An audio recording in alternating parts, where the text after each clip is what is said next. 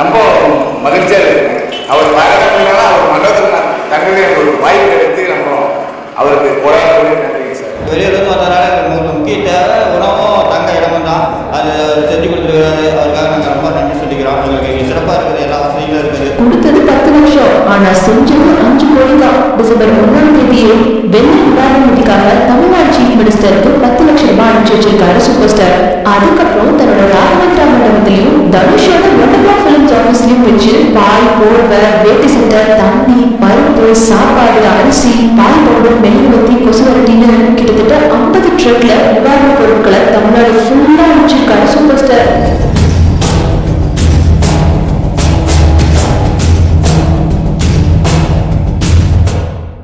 இந்த ப்ராப்பர்ட்டி ட்ரஸ்ட்டுக்கு போகும். அதில் பைசாவும் என்ன வாடகை அவங்களுக்கே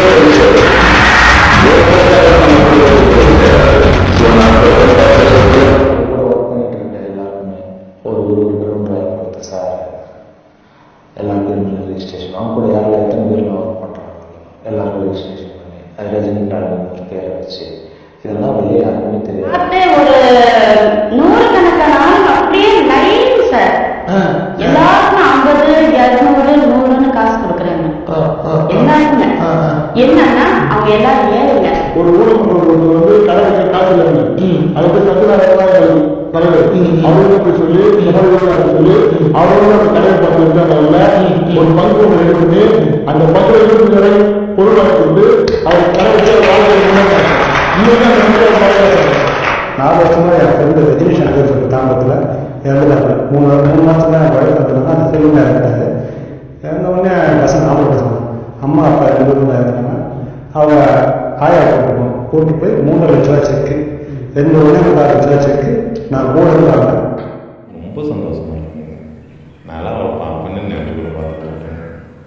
எனக்கு அவ்வளோ சந்தோஷமா இருந்தது. வார்த்தையால் சொல்ல முடியலைங்க என்னால். அந்த அளவுக்கு எனக்கு ஆண்டவன் பெரிய ஒரு வாய்ப்பு கொடுத்துருக்கான் அவர் மூலியமா.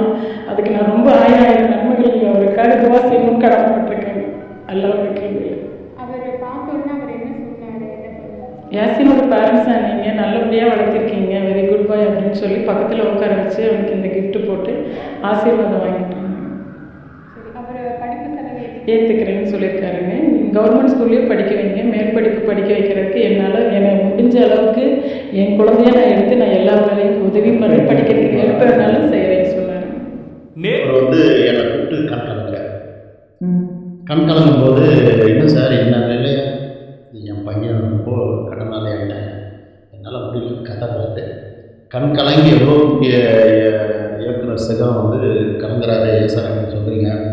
ஏன் சார் உங்கள் சிஷ்யம் இருக்காங்க எவ்வளோயா அவன் பண்ணுவான், நிறைய பண்ணிட்டாங்க, அவன் போய் எப்படி நான் கேட்குறது? ஷோ கூட சொன்னான் போய் பேசுகிறேன்னு, நான் வேணான்னு சொல்லிட்டேன்.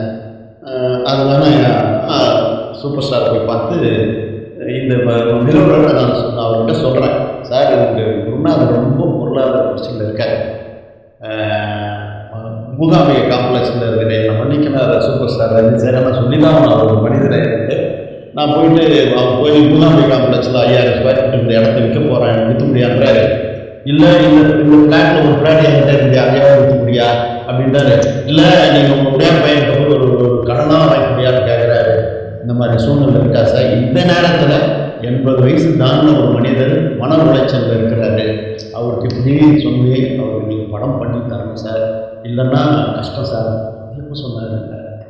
ஒரு இன்சிடெண்ட்டை சொன்னேன். அப்படி எனக்கு எப்போ சொன்னேன்?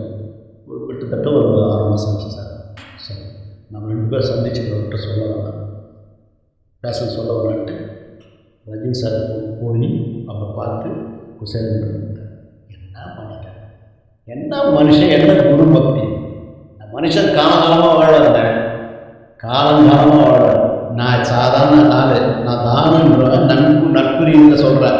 உங்களை வச்சு பழைய ஆளுங்களாம் ஒரு படம் எடுத்து இன்றைக்கி கஷ்டத்தில் இருக்காங்க சார், அவங்களாம் ஒரு படம் பண்ணி கொடுக்கும்போது அருணாச்சலம் பண்ணி கொடுத்தாரு. உங்கள் குருநாதன் இப்படிப்பட்ட சூழ்நிலை இருக்கிறான்னு சொல்லும்போது குசலம். இந்த மனிதன் காலங்காலமாக வாழ்வாங்க. இந்த சினிமா உலகம் கடைசி தனின்றதும் வாழ்வாங்க. மாதா பிதா குரு தெய்வம் என்பார்கள். சமயத்திலே தெய்வமே குருவாக வருவது உண்டு. உதாரணம் தட்சிணாமூர்த்தி. ஆனால் தெய்வமே சிஷ்யனாக வந்த அதிசயம் இங்குதான் அரங்கேறி இருக்கிறது. இந்த குருவுக்கு சிஷ்யனாக வாய்த்த என் அண்ணாமலையாய் நீ, நம் அருணாச்சலமாய் நீ, எனது ராகவேந்திர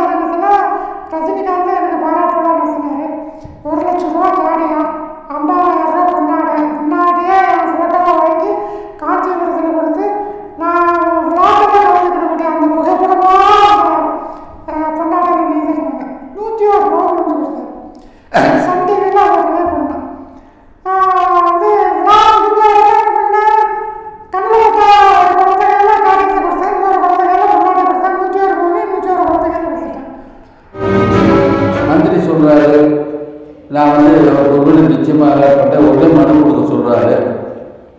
அந்த வாய்ப்பை அவங்களுக்கு நான் கொடுக்க மாட்டேன். நானே எடுத்து அவருக்கு வீடு வச்சு நிச்சயமாக கட்டி கொடுப்பேன், வாங்கி கொடுப்பேன் அப்படின்னு அந்த மேலே சொன்னால் கர்ப்பகோஷம் இங்கே எடுத்தது அமெரிக்காவில் ரியாக்ஷன் இருக்குது. வீடு தேடி எல்லாரும் முயற்சி பண்ணுறாங்க. ஒரு பட்ஜெட்டுக்குள்ளே நம்ம சொல்லித்தரதுக்காக 10 கோடி எனக்கு வீடு வேணும்னு சொல்ல முடியுமா?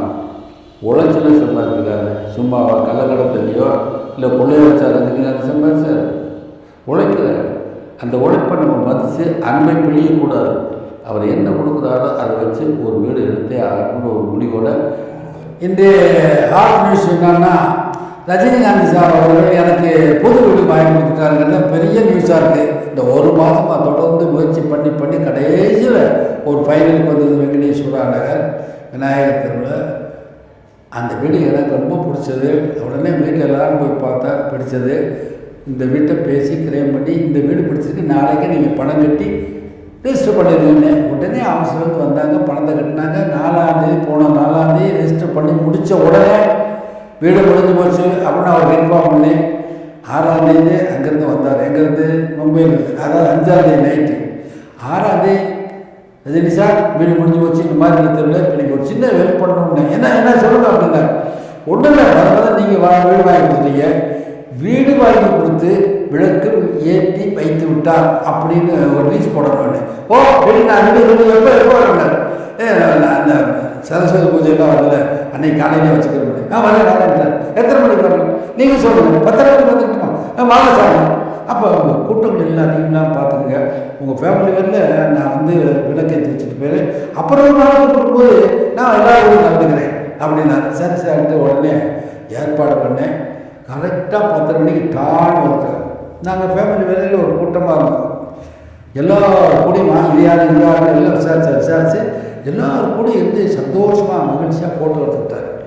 ஃபோட்டோ எடுத்து முடித்த உடனே அப்போ நான் வரட்டுமா, அப்போ நான் போட்டாலும் போடுவான்னு கேட்டார். அப்புறம் பூஜை ரூமை காட்டினேன். அது மனமுருகு அப்படியே நின்று சாமியை கும்பிட்டார். பூஜை ரூமை அழகாக முருகன், செந்தூர் முருகன் இருந்தான். அவனை மனமுருகி வணங்கினார். அடுத்து அவருக்குன்னு ஒரு குருசாமி இருக்காங்க, மகரிஷி பாபா, அதை பார்சல் பண்ணி எங்களுக்கு கொடுத்தாரு.